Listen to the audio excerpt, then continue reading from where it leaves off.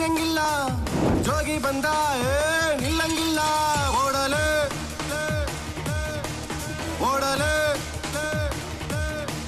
ನಮಸ್ಕಾರ ವೀಕ್ಷಕರೇ, ಚಂದ್ರು ನುಗ್ಲಿ ಕಬ್ಬಿನ ಗದ್ದೆಗೆ ಯಾಕೆ ನುಗ್ಗಿದ್ರು ಎನ್ನುವ ವಿಶೇಷ ವರದಿಗೆ ಸ್ವಾಗತ. ನಾನು ಕೃಷ್ಣಮೂರ್ತಿ.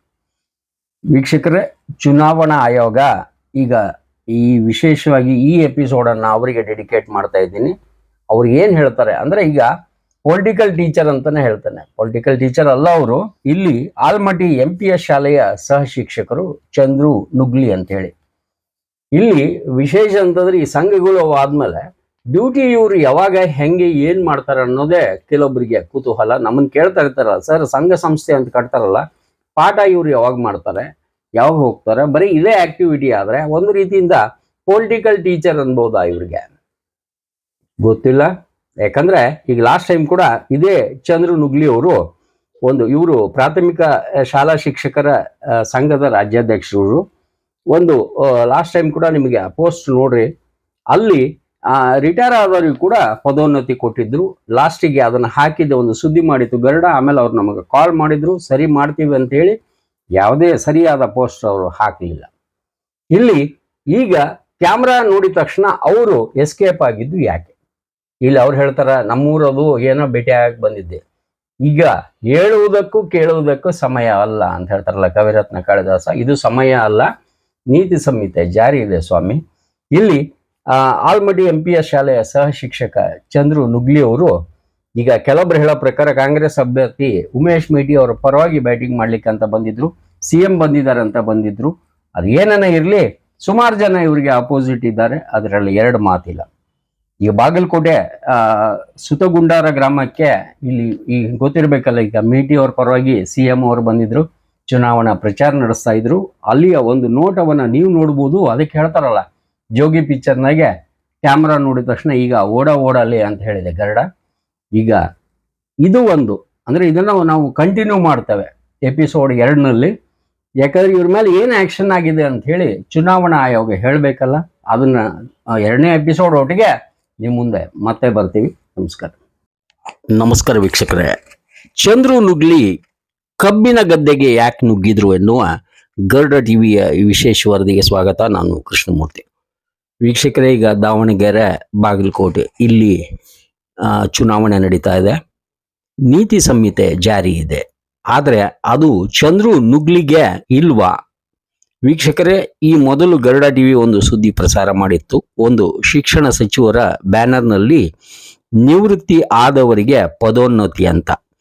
ಆಗ ಅದನ್ನು ಹಾಕಿದಾಗ ಇದೇ ಚಂದ್ರು ನುಗ್ಲಿ ಅವರು ನಮಗೆ ಕಾಲ್ ಮಾಡಿ, ಸರಿಪಡಿಸಿ ನಿಮಗೆ ಹಾಕ್ತೀವಿ ಸರ್ ನಾವು ಅದು ಅಂತ ಹೇಳಿದ್ರು. ಹಾಕ್ಲಿಲ್ಲ. ಸರಿ, ಈಗ ಇದೇ ಚಂದ್ರು ನುಗ್ಲಿ ಅವರು ಮಾಧ್ಯಮದವರ ಕಣ್ಣು ತಪ್ಪಿಸಿ ಕಬ್ಬಿನ ಗದ್ದೆಗೆ ನುಗ್ಗಿದ್ದಾರೆ.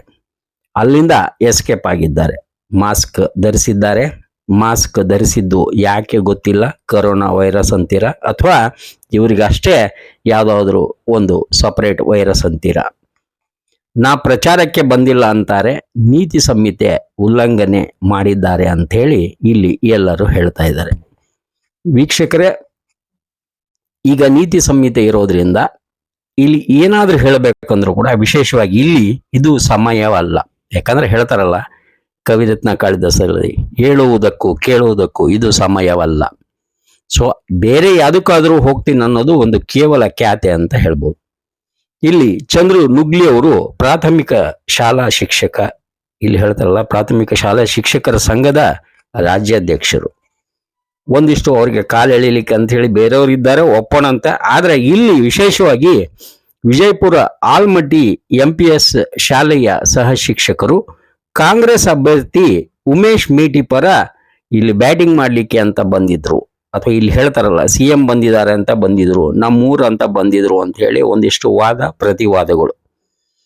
ಬಾಗಲಕೋಟೆ ಸುತಗುಂಡಾರ ಗ್ರಾಮಕ್ಕೆ ಇವರು ಉಪಚುನಾವಣೆಗೆ ಅಲ್ಲಿ ಪ್ರಚಾರಕ್ಕೆ ಅಂತೇಳಿ CM ಬಂದಾಗ ಇವರು ಕಾಣಿಸಿದ್ದ ರೀತಿ ಇದೆ. ಅವ್ರು ಏನು ಹೇಳ್ಕೊಳ್ಳಿ ಕೂಡ ಈಗ ಇಲ್ಲಿ ಚುನಾವಣಾ ಆಯೋಗಕ್ಕೆ ಈ ವರದಿಯನ್ನ ತಲುಪಿಸ್ತೀವಿ. ಅವ್ರು ಏನು ಹೇಳ್ತಾರೆ ನಾವು ಮತ್ತೆ ನಿಮ್ಗೆ ಬಂದು ತಿಳಿಸ್ತೀವಿ. ನಮಸ್ಕಾರ.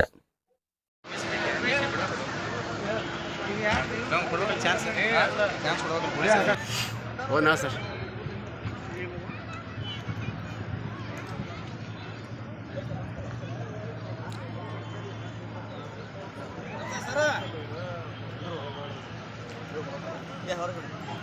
ಯಾಕೆ ಶಿಕ್ಷಕರ ಪ್ರಚಾರದಲ್ಲೇ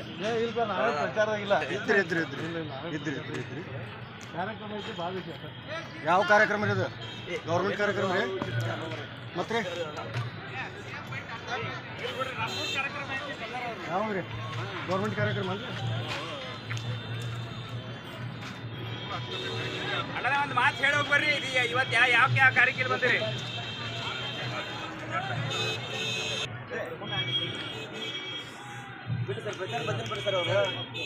ಕಾರ್ಯಕ್ರಮದ ಪ್ರಾಯೋಜಕರು ಪ್ರಿಂಟ್ ಪಾಯಿಂಟ್, ಕಿಟಲ್ ಕಾಲೇಜ್ ಹತ್ತಿರ, ಟಿಬಿ ರೋಡ್, ಧಾರವಾಡ. ನಮ್ಮಲ್ಲಿ ಎಲ್ಲ ತರಹದ banner print, colour print, offset print ಸೇವೆ ಇದೆ. ಬ್ಯಾನರ್ ಆಗಲಿ, ಕಲರ್ ಪ್ರಿಂಟ್ ಆಗಲಿ, ಸ್ಪಷ್ಟತೆಗೆ ಕನ್ನಡಿ. Print point, the print solution under one roof.